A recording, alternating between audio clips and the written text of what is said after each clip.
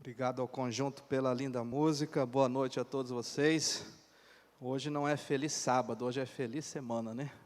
Que Deus nos conceda uma semana muito abençoada, com muitos cuidados aí diante de tudo que estamos vivendo, e que a graça de Cristo nos fortaleça cada vez mais nesses últimos dias que estamos vivendo aqui da história da humanidade. Quero agradecer aqui ao pastor Fanuel pelo convite. Vocês estão dando abertura a uma nova série, como foi colocado aqui para vocês, os próximos 4 domingos do mês de fevereiro. Vocês terão esse tema, falando aí sobre a natureza de Jesus, a sua divindade, né? E antes de entrarmos aqui na mensagem de hoje, eu quero colocar aqui 2 ou 3 boas notícias para vocês. Nós nos empenhamos muito para que agora no dia 20 e 21 de fevereiro, nós tivéssemos a inauguração da rádio Novo Tempo FM aqui em Belém. Amém, né? E nós tivemos uma dificuldade na execução da obra, devido aí à pandemia, com a chegada também de alguns equipamentos que são muito grandes, e são equipamentos que vêm de fora do Brasil também, e tivemos esse atraso. Então nós vamos ter uma nova data, vamos comunicar a vocês aí, e a frequência da rádio FM agora, da Novo Tempo aqui em Belém, será 106.3, tá? Vocês serão informados, a gente vai colocar aí nas redes sociais, vai ter um dia, vai ter um horário, vai ter uma inauguração, e aí nesse dia você não precisa ir até lá a associação, mas vai bastar você, onde você estiver, na sua casa, no seu carro, você vai colocar a frequência, e naquele momento então, você vai receber o sinal ali da TV Novo Tempo. E a outra boa notícia é que o nosso prédio aqui da Batista Campo, a empresa que foi contratada já fez a entrega dos últimos serviços da reforma, e nós vamos aí nos próximos 30, 40 dias também fazer a inauguração desse novo espaço, essa nova igreja, ali no bairro Batista Campos. Um prédio bastante grande, são 3 andares, temos ali espaço, a rua tem espaço para bastante carros, e teremos essa nova igreja para atender ali muitas famílias que já residem ali. Nós não tínhamos presença adventista no bairro Batista Campos. Então fica aí essa 2 boas notícias aí, para você saber como está o andamento aí das atividades da igreja. E a terceira boa notícia que eu queria compartilhar com vocês, que o ano passado, mesmo com as limitações que nós tivemos da pandemia, foi o ano que nós mais plantamos igreja na Associação Norte do Pará. Parabéns aos nossos pastores, se debruçaram, se empenharam juntamente com as equipes de plantio de igreja, e 38 novas igrejas nasceram com mais de 30 membros aqui na nossa associação. De maneira que nós estamos caminhando para aquilo que havíamos planejado há 3 anos atrás, de plantarmos 100 novas congregações, e faltam apenas 17 congregações para este ano, para ultrapassarmos aí 500 igrejas aqui no território da Associação Norte do Pará. Ore por esse projeto e outros também. Nós temos lançado o desafio na associação de não cancelarmos nenhum projeto, mas buscarmos maneiras diferentes de realizarmos os projetos da igreja. E Deus tem nos abençoado. É lógico que isso agora demanda de nós mais criatividade, pensar mais, se reunir mais, mas as coisas podem acontecer, não na qualidade que tínhamos, mas numa qualidade mais moderna e mais contemporânea para os dias de hoje. E a igreja continua avançando. Hoje nós temos na associação um público nas igrejas de aproximadamente 80% da quantidade que nós tínhamos antes. Mas nós estamos felizes, estamos buscando meios de atender aquelas pessoas que não estão podendo vir à igreja. Agradecemos muito aos anciãos, diáconos, tesoureiros, toda a equipe da igreja que tem trabalhado para que a gente passe por esse momento, criando aí resiliência, mais fé, porque dias extraordinários estão pela frente, e nós estamos apenas aquecendo os motores, para enfrentar os melhores dias que estão para chegar, que são os dias da volta de Jesus. Amém? Mas, irmãos, nós vamos conversar hoje, baseado nesse tema que a direção da igreja definiu, falar sobre a singularidade da divindade de Jesus. Nós temos bastante livros que são escritos por autores protestantes. É bem verdade que os autores contemporâneos hoje, a visão de Jesus é uma visão mais existencialista, mais com solução de problemas, quase não entram muito nessa questão para falar sobre a doutrina de Cristo, né? Falar sobre a sua divindade, a sua encarnação, o seu ministério. Às vezes as pessoas trabalham muito alguns aspectos dentro da divindade de Jesus, como seu ministério, sua cura, né, milagre, para criar um senso de autoajuda que existe muito nos dias de hoje. E trabalhar também, se você vai buscar livros, quase Ressurreição, são livros já antigos que falam sobre isso também. E Ellen White, ela escreveu um texto bastante interessante, que ela diz assim: far-nos-ia bem se nós separássemos 1 hora por dia e nós escolhêssemos alguma área da vida de Jesus e nós então meditássemos na vida de Jesus. E aí você pode fazer esse exercício diariamente, né? Escolher algum aspecto da vida de Jesus e pensar, refletir, meditar. Ellen White nos incentiva a fazer isso. Ela diz que quanto mais nós meditamos em Jesus, quanto mais nós pensamos em Jesus, mais a sua natureza ela passa a ser refletida então na nossa vida, no nosso caráter e também nas nossas atividades. Então vamos falar sobre esse tema. Eu gostei aí, se é um título, eu acho que baseado no livro do pastor Amin Rodor, Jesus o Incomparável, e há um autor, um teólogo também anglicano, chamado John Stott, e ele fala também sobre o incomparável Jesus, tá? Esse é um tema extraordinário, muito rico. É bem verdade que quando a gente faz teologia, a gente gasta um semestre estudando sobre a doutrina de Cristo, né? E a gente estuda a questão teológica, a questão histórica, e estuda também as correntes filosóficas que tentaram entender, a partir do 3º século, eles tentaram compreender, fizeram uma imersão, uma confusão, vou passar alguma coisa para vocês sobre isso hoje, tentando entender esse tema, que é um tema assim enigmático, né? Ele exige realmente muita fé, e nós temos a fé suficiente de crer que Jesus, ele é tanto divino quanto é humano, e nós vamos falar um pouquinho nesta noite aí sobre o maior personagem, a maior figura de todos os tempos, o incomparável Jesus. Ele é um personagem singular, único na sua natureza, como diz o título ali. Jesus, ele é incomparável. Eu quero mostrar alguns textos para vocês nessa noite, porque essa palavra de Jesus ser então incomparável, ok? Eu baseei a mensagem de hoje em três sequências de perguntas, e nós vamos falar sobre todas elas. Eu vou colocar aqui, você vai acompanhando aí na tela para nós. Vamos tentar, nessa perspectiva de tentar entender a singularidade de Jesus, a sua identidade, né? E vamos falar um pouquinho também sobre quando a gente entende a nossa identidade, a nossa origem, de onde nós viemos, os planos de Deus, e quando nós entendemos esse lapso, essa interferência que houve na criação divina, esta queda, fica melhor para você entender então o plano da salvação, entender a razão pela qual Jesus veio aqui nesta terra. Que se você não entender Gênesis 1, não entender Gênesis 3, o pecado, você vai realmente questionar a natureza, a divindade de Jesus, não vai fazer nenhum sentido você estudar desconectado disso. Então vamos falar rapidamente sobre isso, e vamos gastar um pouquinho mais de tempo aqui nesta segunda grande pergunta, que é uma pergunta teológica, cristológica, né, cristocêntrica, e essa pergunta então que vai mostrar para nós aí o incomparável Jesus. Quem é Cristo, né? E como disse para vocês, a gente poderia passar aqui todos os domingos do ano estudando um aspecto a respeito da vida de Jesus. E a terceira e última colocação que faremos esta noite já tem a ver com a questão prática da nossa religiosidade, da nossa espiritualidade.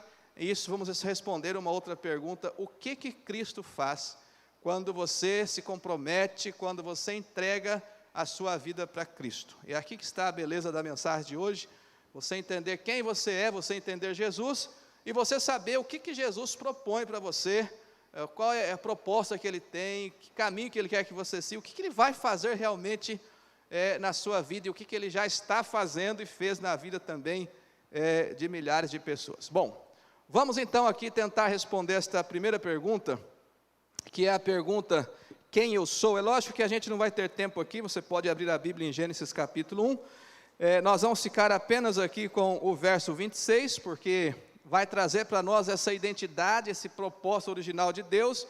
E aqui você tem a semana da criação, né, a agenda de Deus, como que Deus trabalha de forma sistemática, como que Deus trabalha de forma organizada. Deus tinha um plano de ação, havia comunicação, tudo muito lindo aqui, descrito no livro de Gênesis. Mas o verso 26 também disse Deus, façamos o homem à nossa imagem, conforme a nossa semelhança. E olha que privilégio, né, que Deus deu para os seres humanos.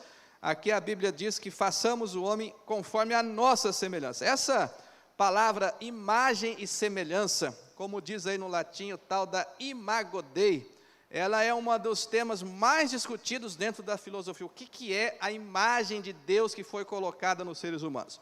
Eu vou dar uma rápida explicação para você entender essa imagem de Deus que Deus colocou no ser humano. Para você entender esse conceito, quando diz aqui, façamos o homem à nossa imagem, é lógico que Deus, ele é incognoscível, ele é incompreensível, nós não conseguimos entender os mistérios que existem da nossa própria criação, da nossa origem com relação à morte, também nós não vamos entender a mente de Deus. Mas aqui diz que nós somos feitos à sua imagem. Como que é Deus? Então a Bíblia vem colocando que Deus, ele tem os seus atributos, e as pessoas que estudam dividiram isso, que Deus ele é onisciente, onipresente, ele é onipotente. E Deus, ao criar os seres humanos, Deus não compartilhou conosco algumas partes da sua natureza, porque Deus tem atributos que são comunicáveis, e Deus tem atributos que são incomunicáveis, tá? Entre os atributos incomunicáveis de Deus, Deus não comunicou para os seres humanos na criação, ele comunicou autoridade limitada, mas Deus não comunicou para nós, por exemplo, a onipresença. Você já viu algum ser humano que é onipresente? Não existe, tá? Então isso faz parte, isso é um atributo específico da natureza de Deus, e Deus não deu para nós. Ele falou, não vou dar isso aqui para você, isso aqui é exclusivo da divindade, tá? A sua onisciência, a sua onipresença, a sua onipotência, Deus não comunicou isso para nós. Mas um aspecto da sua natureza, Deus comunicou para os seres humanos, que é a capacidade de amar. Isso Deus comunicou. Então, a parte da imagem de Deus, que Deus comunicou para nós, que é a parte de você entender, raciocinar, de você avaliar, de você amar, isso Deus comunicou para nós. Então, isso precisa ficar bem claro, porque isso fazia parte dos propósitos original que Deus tinha, então, para a humanidade. Bem, dada essa introdução aqui para vocês, nós temos, então, dentro da filosofia, algumas áreas de estudos, e eles chamam isso, então, de perguntas ontológicas, e esta preocupação que o ser humano tem de entender a sua origem, né? Então, levou ele a elaborar diversas teorias, e essas teorias, elas são inúmeras, né? Muitas delas a gente conhece, faz parte do nosso dia a dia, e muitas delas fazem parte também do mundo acadêmico. Então, dentro dessas perguntas, os seres humanos, eles ficam tentando entender esses mistérios, de onde nós viemos, Outra pergunta interessante, qual é o propósito, sentido e significado da vida? Por que eu nasci? E para onde nós vamos então após a morte? É lógico que essas perguntas exigem respostas. E ao buscarem respostas, teorias são desenvolvidas em cima disso, e conjecturas então, elas são criadas. O grande problema é que nós tentamos descobrir, buscamos respostas para essas perguntas, e nós recorremos a muitas coisas e nós desconsideramos a palavra de Deus. Se nós queremos entender de onde viemos, para onde vamos, o que estamos fazendo aqui, qual o sentido, significado e propósito da vida, é lógico que se nós partimos do pressuposto que Deus existe e que Ele nos criou a sua imagem e semelhança, então nós devemos perguntar para Deus, e a Bíblia tem respostas para isso. E você vai perceber que toda a insegurança que existe desse campo de criação e evolução, para você entender, bem a pessoa de Jesus, ela tem a ver com o pressuposto que as pessoas partem, que não é um pressuposto bíblico. E partindo desses pressupostos humanistas, certamente você vai chegar a conclusões que não levarão a essa descoberta interior que nós tanto precisamos. Então, para nós alcançarmos essas respostas, nós precisamos então aceitar a revelação de Deus, e dentro desse contexto, nós não conseguimos então descobrir o significado e o sentido da vida separado da revelação que Deus faz em sua palavra. Então, tudo começa com a revelação de Deus. Deus fez uma autorrevelação, e essa autorrevelação ela não é completa, ela é limitada, mas ela é suficiente. Tá? Então, quando as pessoas dizem, a gente não tem, existem muitos mistérios na vida, dentro da teologia, há inúmeros mistérios, mas Deus revelou o suficiente para nós, então, sermos salvos e alcançarmos, então, a vida eterna. Então, dentro desse pressuposto da revelação, que a gente passa a entender melhor quem eu sou. E quando você descobre quem você é, né, você vai descobrindo uma verdadeira identidade, um propósito, e aí você se torna uma pessoa relevante aqui neste curto período de tempo em que nós vamos passar aqui antes da volta de Jesus. Portanto, irmãos, a Bíblia, o livro, o santo livro de Deus nos dá essa segurança, e nós não precisamos ficar aí recorrendo teorias de lá, teorias de cá, tentando harmonizar. A Bíblia, ela é suficiente naquilo que ela diz para nós, que Deus nos criou a sua imagem e semelhança, e nós entendemos então de onde nós viemos, o que estamos fazendo aqui, porém, ao estarmos aqui, a gente entende que tem um problema, e que Deus está trabalhando para resolver esse problema, e esse problema então se chama pecado, né? E aí nós vamos entender, ao usarmos o nosso livre-arbítrio, vamos entender então, finalmente, para onde nós vamos. Se nós cremos que Deus então nos criou, nós temos então que buscar essa resposta então em Deus. Bem, quem eu sou? Vamos deixar bem clara essa resposta para a gente passar para a segunda sessão. A Bíblia deixa claro então, Gênesis 1, que nós somos filhos de Deus, criados à sua imagem e semelhança. Criados com um propósito de adoração, criado com o propósito então de amar a Deus, servi-lo e se multiplicar agora, porque a Bíblia diz, crescei-vos e multiplicai-vos. E fomos criados então com essa liberdade de escolha, com essa capacidade de pensar, agir, temos uma mente, e essa mente deve ser usada então para glorificar a Deus. E Paulo diz lá em Hebreus que essa criatura, ela foi feita um pouco menor do que os anjos, né? Embora caímos em pecado, nós temos ainda a presença de Deus na nossa vida, fazendo esse processo de restauração, para que nós possamos voltar então a refletir novamente a imagem e semelhança de Deus. Nós entendemos que nós não somos frutos do acaso, dentro da nossa filosofia cristã, nós não somos frutos do, eu nasci nessa família,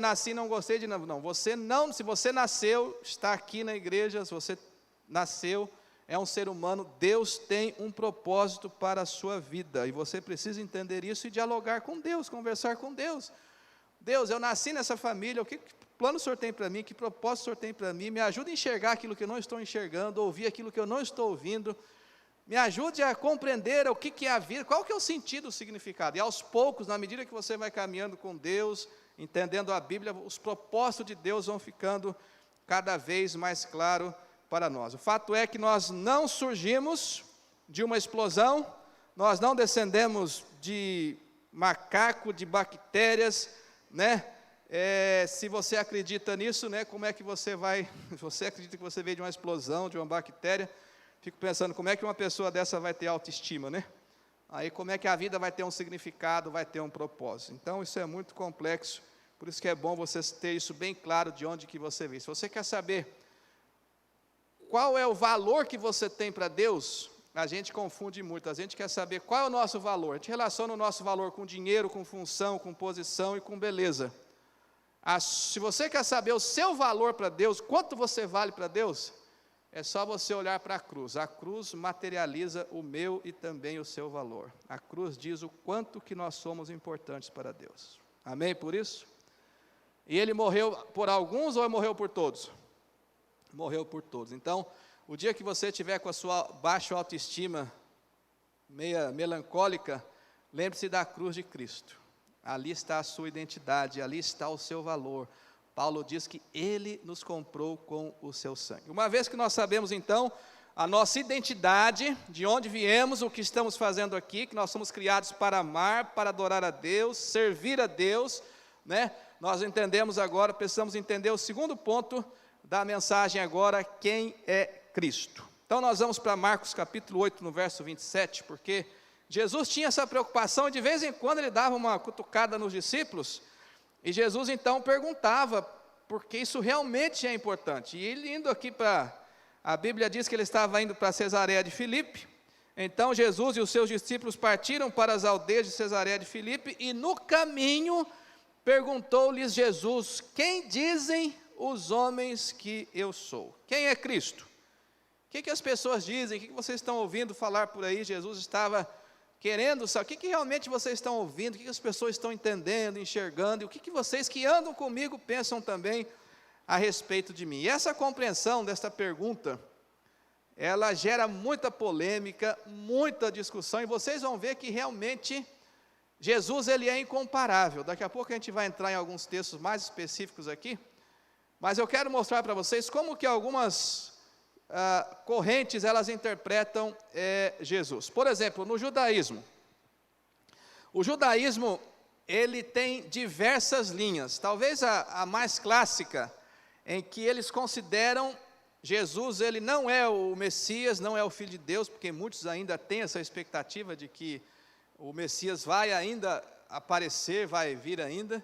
Então Jesus ele é mais um profeta, e as mais radicais dizem então que Jesus ele é um falso Messias, e ele foi o mais prejudicial entre todos os falsos Messias que apareceram ao longo da história, tá?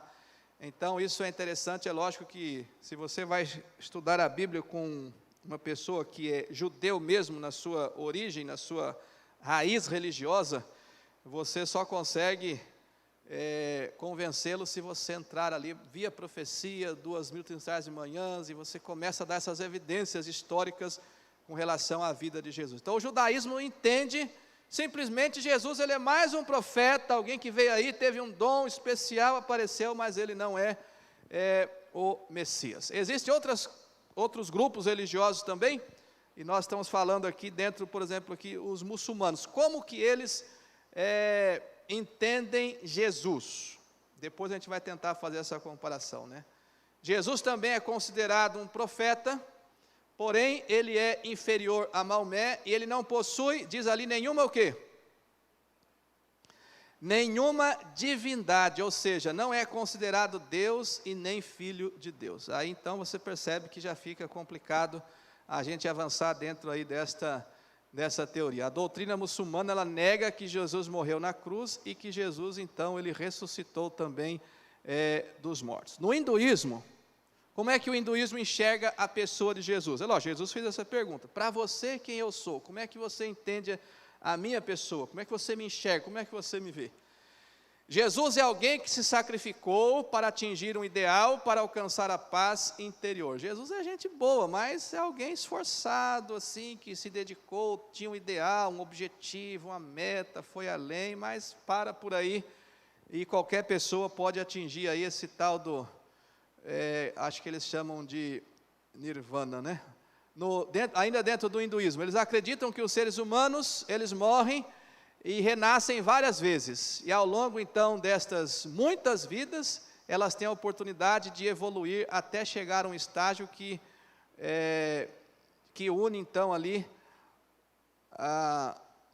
vamos ver aqui, Brahman, a realidade suprema, que é o Deus que eles consideram. Então Jesus, ele foi passando por muitas vidas, foi passando por um processo também de evolução, e isso é bem refletido aí também dentro do Espiritismo. Vamos falar sobre isso daqui a pouco. Dentro da religião budista, como que eles enxergam Jesus?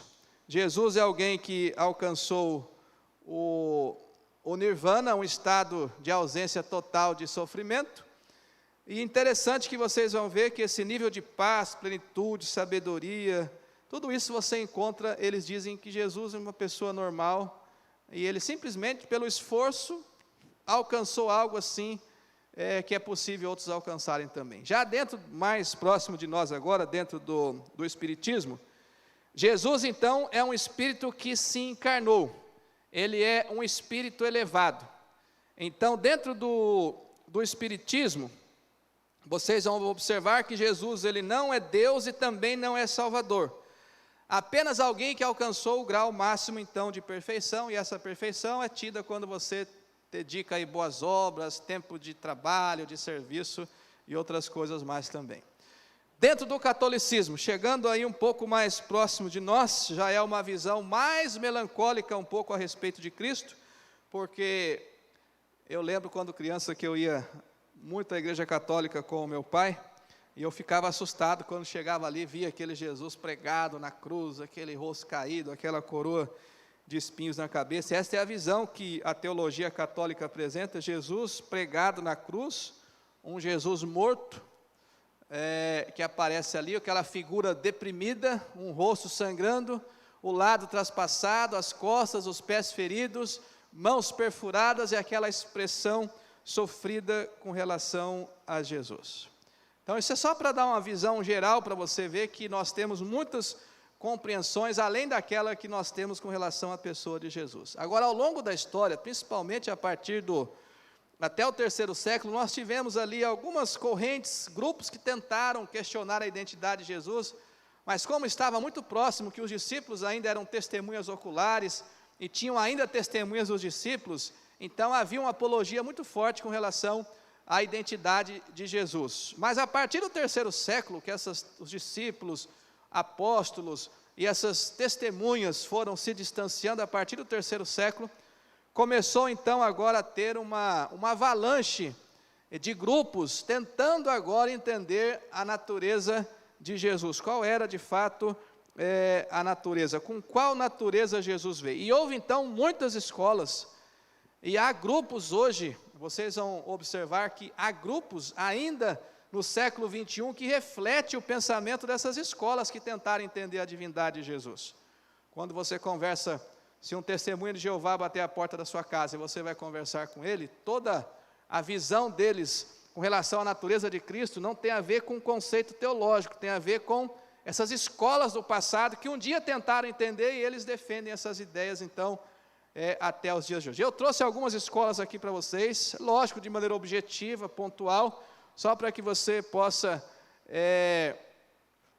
tentar acompanhar esse raciocínio a partir do 3º século até metade do 4º século, por exemplo, houve essas discussões muito intensas com relação a compreender qual era realmente a natureza de Cristo. Então, no arianismo, cada escola dessa, você teria que gastar um bom tempo estudando aí a origem, o que eles pensavam. Eu trouxe apenas uma frase aqui para o que eles acreditavam. Eles acreditavam que Jesus, apesar de ser um ser superior, seja inferior ao Pai, sendo uma criatura sua. Então você já vê aqui que era uma sinopse dele, do que eles entendiam com relação à conclusão dentro de Ário. Ele defendeu essa ideia, No docetismo, que é um outro grupo também que tentaram entender, eles defenderam a ideia de que Jesus ele era um mensageiro que vinha do céu, e que seu corpo ele tinha, realmente ele encarnou, mas apenas na aparência, e sua crucifixão ela teria sido uma ilusão, alguém inventou, falou isso, passaram a acreditar, virou uma lenda aí, isso realmente não é verdade. Então Jesus ele era um mensageiro que veio do céu aí, veio em carne, realmente encarnou, mas se limitou a isso, morreu e ponto final.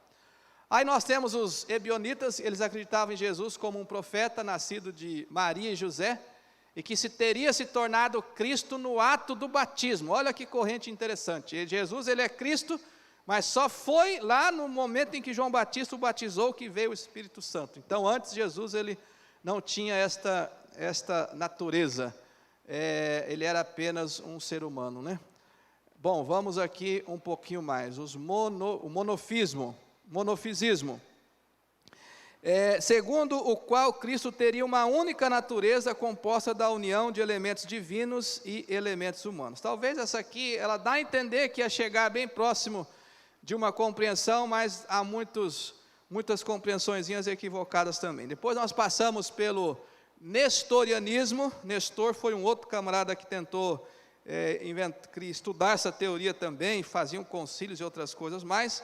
Segundo essa teoria de Jesus Cristo, ele na verdade ele tinha duas entidades vivendo no mesmo corpo, uma humana, né, e uma divina. Então a teoria começava bonita, depois ela ia se perdendo também. E aí você tem a corrente do trinitarianismo e tem outras várias escolas que tentaram entender a natureza de Deus. Essa não é uma pergunta que nós temos hoje, mas é uma pergunta que vem aí buscando ser compreendida ao longo da história.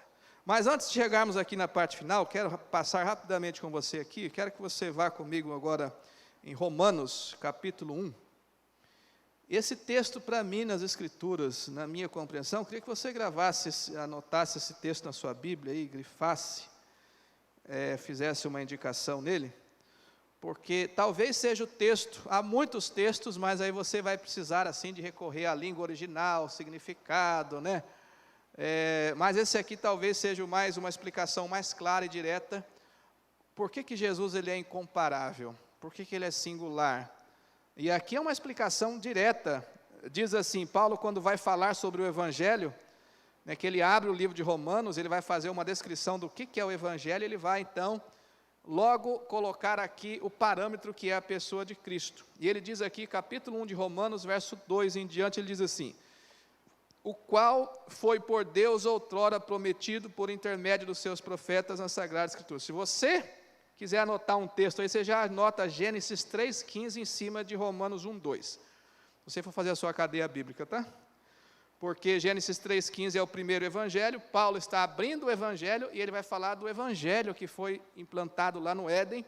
E Paulo diz aqui, o qual foi por Deus outrora prometido, lá quando Adão e Eva pecaram, e que foi anunciado por intermédio dos profetas. Aí Paulo diz, com respeito ao seu filho, o qual segundo a carne veio da descendência de Davi. Você pode colocar toda a lista genealógica de Mateus capítulo 1, e ali você vai ver a origem humana de Jesus, né, sendo um descendente de Davi. E diz aqui agora, Paulo faz a transição, o qual foi designado então Filho de Deus. Três características agora, que faz com que Jesus seja incomparável, que distingue de Maomé, de Buda, de qualquer outra religião, vai haver essa distinção. Três características, anote isso na sua Bíblia agora aí. Primeiro, Jesus ele foi considerado Filho de Deus, primeiro, pelo poder, certo? Ele curou, fez milagres, Jesus ele tinha poder. Isso é confirmado historicamente quando Jesus ele abriu os olhos dos cegos, fazia os surdos ouvirem. Primeiro, o poder com que Jesus tinha. Em segundo lugar, a vida de santidade que Jesus viveu. E aqui entra a questão da natureza de Jesus, esta vida de santidade, tá? De que a Bíblia diz que dolo algum, nunca se achou dolo na sua boca, porque Jesus ele não cometeu pecado. Ele jamais, aonde Adão caiu, Jesus venceu. Esse é o tema de Paulo lá em Romanos, no capítulo 4. Então Jesus ele é considerado Filho de Deus, primeiro pelo poder que ele tem. Paulo vai falar sobre esse poder que mediante a sua palavra criou o universo, falou, lhe deu ordem, as coisas aconteciam. Há todo um tema por trás disso aqui. E aí Paulo vai falar sobre a sua vida de santidade. Ele não caiu, e se Jesus tivesse pecado, então nós não teríamos Salvador, Jesus não poderia ser o nosso representante. E agora vem a terceira característica que designou, identificou Jesus agora como o Filho de Deus e também o próprio Deus. Diz aqui, isso aqui é fundamental, pela ressurreição então dos mortos. Então, você pergunta, Buda foi fantástico, ressuscitou? Sim ou não? Não ressuscitou. Então, qual é a diferença de Jesus para os grandes outros personagens que nós encontramos nas outras religiões? A diferença está nessas três características. O poder, me ajudem aí, qual que é a segunda? A vida do quê? Vida de santidade. E a terceira qual é? A ressurreição dos mortos. Então esse texto para mim, ele é completo, ele é único, ele é suficiente. Você precisa ter esse texto anotado, porque ele vai falar por que Jesus ele é diferente, ele é incomparável, está aqui. Ok? E você tem todas as evidências em cima disso aqui. Junto desse texto aqui, você pode anotar um outro texto aí. 1 Coríntios capítulo 15, veja a importância deste assunto, se você a tremenda importância que tem. 1 Coríntios capítulo 15, um pouquinho mais adiante aí o próximo livro da Bíblia, Romanos, você já encontra Coríntios aí no capítulo 15, a palavra de Deus diz assim para nós, o mesmo Paulo dizendo agora para um público diferente, aqui ele está falando sobre a ressurreição de Cristo, que é a certeza também da nossa ressurreição. Então Paulo diz assim, depois você lê todo esse capítulo aqui, eu quero ler o 14 até o 19.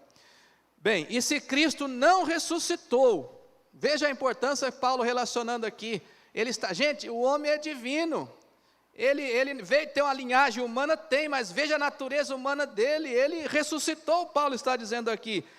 Ele diz aqui, se Cristo não ressuscitou, é vã a nossa pregação e vã a nossa fé. Então, a mensagem central para nós cristãos é a mensagem da ressurreição. Cristo, ele veio, ele se encarnou na natureza humana. Esses dias eu passava a lição numa classe, eu dizia o seguinte, o que encanta a gente em Deus, não é o fato de saber que Deus é grande, isso aí é fácil de escrever os seus atributos, mas saber como que um Deus tão grande, tão poderoso, tão capaz, tornou-se tão pequeno ao ponto de tornar-se um conosco, tornar-se um semelhante a nós, vir aqui comer a nossa água, tomar a nossa comida, pisar no nosso solo, e Deus fez isso, né? Então Deus é tão grande, mas ele tornou-se tão pequeno também. E Paulo diz aqui, se Cristo não ressuscitou, é vã a nossa pregação e vã a nossa fé, e somos tidos então por falsas testemunhas de Deus, porque temos asseverado contra ele, que ele ressuscitou a Cristo, o qual ele não ressuscitou, e se é certo que os mortos não ressuscitaram, porque se os mortos não ressuscitam, também Cristo não ressuscitou, e se Cristo não ressuscitou, é vã a vossa fé, e ainda vocês permanecem nos vossos pecados. E ainda mais, os que dormiram em Cristo pereceram, e se a nossa esperança em Cristo se limita apenas a esta vida, somos os mais infelizes de todos os homens. Então esses textos aqui são textos fortes, claros, vem mostrando para nós como que a gente pode comparar Jesus com outros grandes personagens que vieram na história, e Romanos e 2 textos de Paulo, eles vão esclarecendo para nós. Mas o que a Bíblia tem a dizer para nós a respeito dessa divindade de Jesus? João capítulo 1, verso 1, 3 e 14 diz que ele estava no princípio com Deus. Então você vai ver que a mesma palavra que João abre o seu evangelho falando de Bereshit, Moisés usou também falando lá no Êxodo, lá no Gênesis também. Ele é Deus, todas as coisas, disse o apóstolo Paulo, foram criadas por intermédio dele, todas as coisas, ele é o agente da criação. Nasceu da Virgem Maria, foi batizado no Rio Jordão por João Batista, em todo o seu ministério do Novo Testamento nós podemos ver cumprimento das profecias do Antigo Testamento, desde você olha em Salmos, em Números, em Isaías, onde você olha do Antigo Testamento, você consegue ver um relacionamento com o Novo Testamento. Ele foi, no Novo Testamento, reconhecido como filho de Davi e filho de Abraão, reconhecido também por João Batista como o Cordeiro de Deus que tira os pecados do mundo. Paulo apresenta dentro do seu escopo teológico, Jesus sendo o Cordeiro Pascal, aquele que foi imolado, morto, que derramou o seu sangue na cruz, dentro de um significado do santuário. Mateus capítulo 27 vai falar dessa descrição, de que Jesus ele morre como uma ovelha muda perante os seus tosqueadores. Aí vem falando também todos os evangelhos sobre a ressurreição de Jesus ao terceiro dia. Lucas fala em Atos 6 a respeito da sua ascensão ao santuário celestial, e nós temos todo o livro do Apocalipse descrevendo agora o ministério de Jesus no santuário celestial, e também o livro de Hebreus, e a Bíblia falando a respeito da segunda vinda de Jesus, quando ele virá então para fazer esse desfecho deste grande conflito. E talvez a pergunta que a gente poderia tentar responder nesta noite, dentro dessa sessão aqui, qual seria a natureza com qual Cristo veio então? Nós entendemos esse assunto, né, como adventista do sétimo dia, que Jesus ele veio ao mundo com a natureza física de Adão pós-queda, né, e a natureza moral, perceba a diferença, natureza física e natureza moral. Natureza física de Adão pós-queda. Natureza moral que Jesus veio era a natureza que Adão tinha antes da queda. Ok?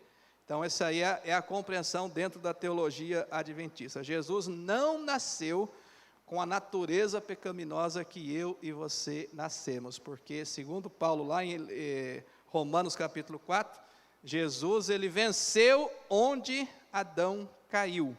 Ok? Então, é isso que fez com que essa vitória, você pode ler depois, Romanos capítulo 4. Então, a sua fragilidade física era correspondente às nossas fragilidades. Ele tinha fome, ele tinha sede, ele dormia, tinha sono, se sentia cansado.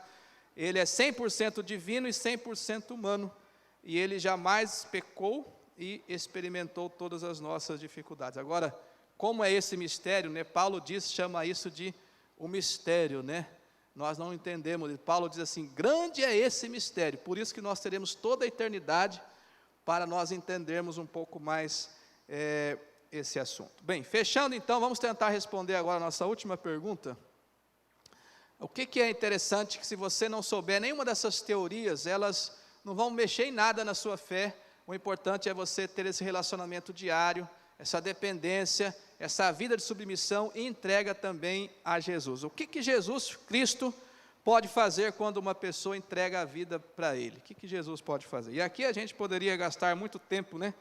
Mas você sabe muito bem o que Jesus Cristo é capaz de fazer na vida de uma pessoa. Primeiro, o Espírito Santo trabalha, convence, leva você a confessar os pecados. Jesus, então, perdoa os seus pecados, coloca um novo significado, um propósito, um sentido, dá um rumo na sua vida. Quando você olha os personagens bíblicos, né?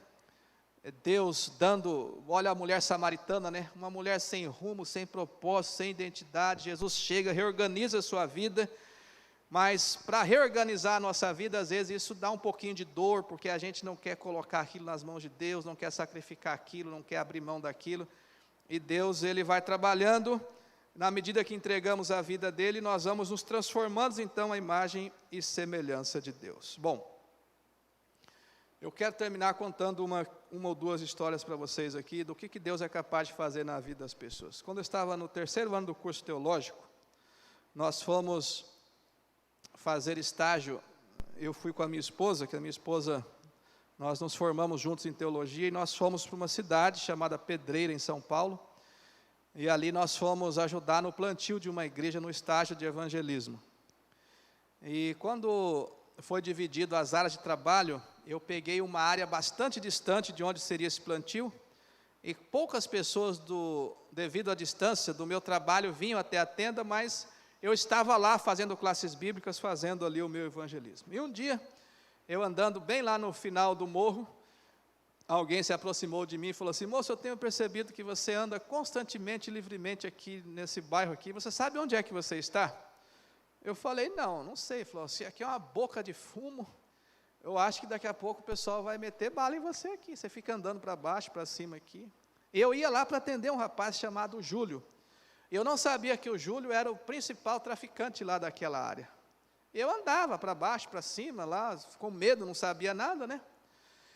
E um dia, eu cheguei na casa chegando ali na casa de uma vizinha, ela falou, você vai na casa desse rapaz, você sabe quem que é esse rapaz? Eu falei, não sei que o nome dele é Júlio. Eu falei, rapaz, esse cara aí, olha, já foi preso, ele mata, ele rouba, esse cara é assassino, ele é usuário de droga, ele vende, ele comanda tudo aqui, esse cara é o pior criminoso que existe. O que você faz na casa dele? Falou para mim, eu falei, ixi, agora, enquanto eu não sabia, tudo bem, né? Agora, eu chegava na casa dele e já pensava, esse cara vai me matar a qualquer hora aqui. E começamos a estudar a Bíblia, e aí eu falei para ele que ia ter tal dia, ia começar a parte bíblica tal, e eu não sei por que razão, naquele dia ele apareceu lá bêbado, drogado, sentou bem na frente, a tenda, estava acabando o curso, quando deixaram de fumar, estava cheia, ele levanta bem no início e diz assim, aqui todo mundo é crente e é adventista.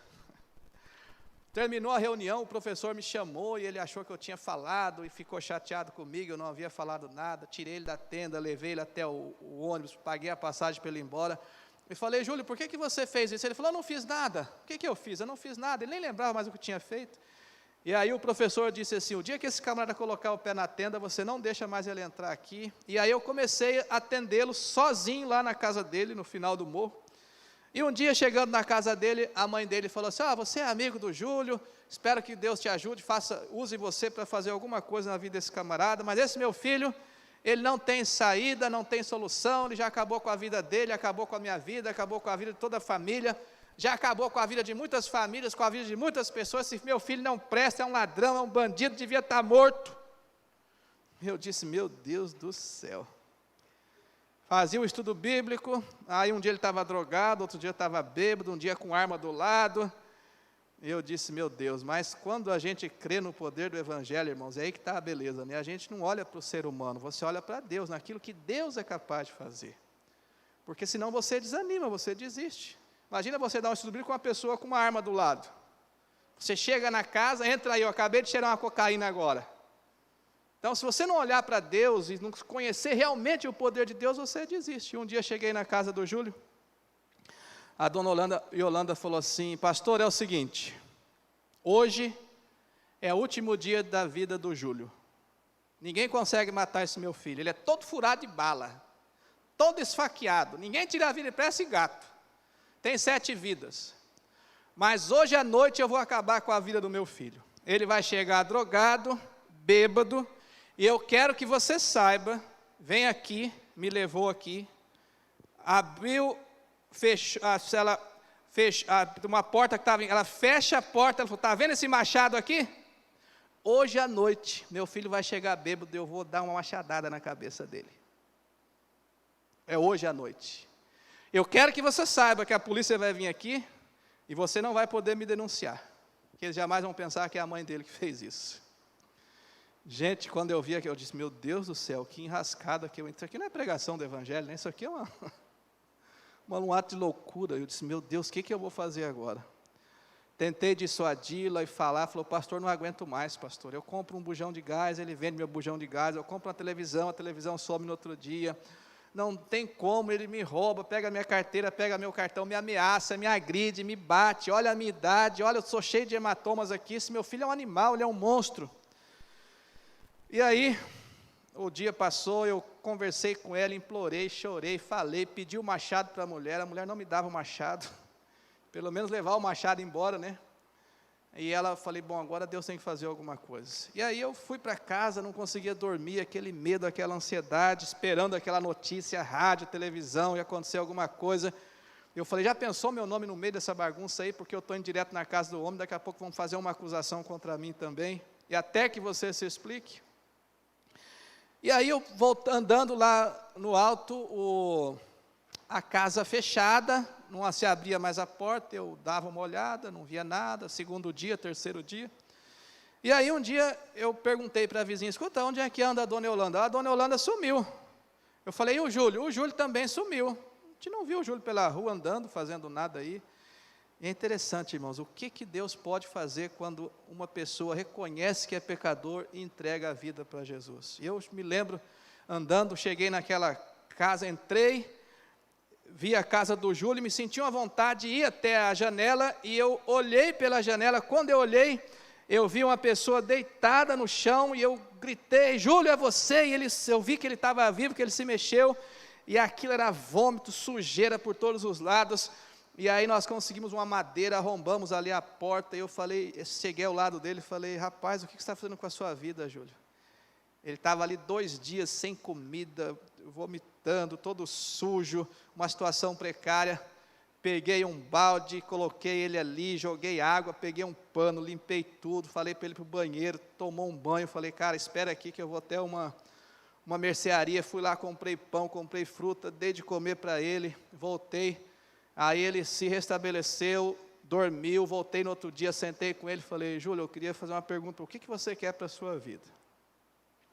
Você é um cara jovem, você tem 37 anos, você já viveu uma vida por 1000 anos, olha a quantidade de pessoas que você já matou, olha a quantidade de vezes que você agrediu a sua mãe, você é um monstro, ou vão matar você, ou você vai apodrecer na cadeia, você está jurado de morte aqui, você sabe disso.